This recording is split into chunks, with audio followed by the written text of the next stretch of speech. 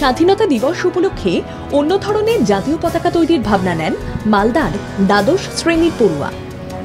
মসুর ডাল, চাল সহ নানা সামগ্রী দিয়ে নিজের হাতে জাতীয় পতাকা তৈরি করে তাক লাগিয়ে দিয়েছেন অজয় বিশ্বাস। সোশ্যাল মিডিয়ায় এই মাইক্রো আর্টিস্ট প্রশংসা আদায় করে নিয়েছেন নেটিজেনদের কাছ থেকে। 3 রঙের সমাহারে তৈরির তেরাঙ্গা পতাকা স্বাধীন ভারতের গৌরব বাড়াবে বলে মনে করছেন মালদার হবিবপুরের আইহো অঞ্চলের বক্সিনগরের এই পড়ুয়া। ছবি এঁকে ইতিমধ্যে এই স্বপ্নসন্ধানী তরুণ আলাদা ছাপ রেখেছেন। ছবি এঁকেই আগামী দিনে বড় কিছু হওয়ার স্বপ্ন রয়েছে তাঁর।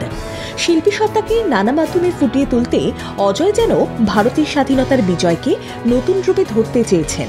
ছোট ছোট মসুর ডালকে সাদা পাতার উপর বসিয়ে তার সঙ্গে চালের সাজুজ্য বিধান করার অভিনব কারুকাজ সবার নজর কাটছে। দেশভক্তির মতো জাতীয়তাবাদী ভাবনাকে জনজীবনে ছড়িয়ে দিতে চান এই তরুণ। একতার মালা গাঁথতে তার সাদা, গেরুয়া আর সবুজের সমাহার ঘটানোর অনন্য প্রচেষ্টা বলে মনে করছে এই শিল্পী। আমি প্রতিবারই কিছু না কিছু একটা তৈরি করি, তো এবারও তাই এটা দেখলাম যে এটা যদি হয়, কেউ এখনো আমাদের এখানে করেনি এরকম, করি যদি একটু সবাই পছন্দ হয় আর পাবলিকের ভালো লাগে। এবছর 15ই অগস্ট ৭৮তম স্বাধীনতা দিবস উদযাপন করা হবে। সেজন্য জাতীয় স্তরে আলাদা আবেগ লক্ষ্য করা যাচ্ছে।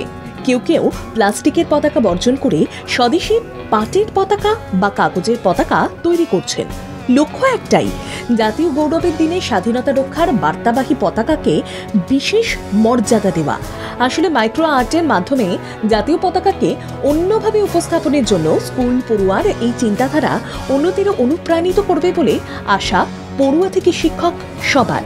সব মহলই শিল্পী সত্তার এই বিকল্প ভাবনাকে কুর্নিশ করছেন।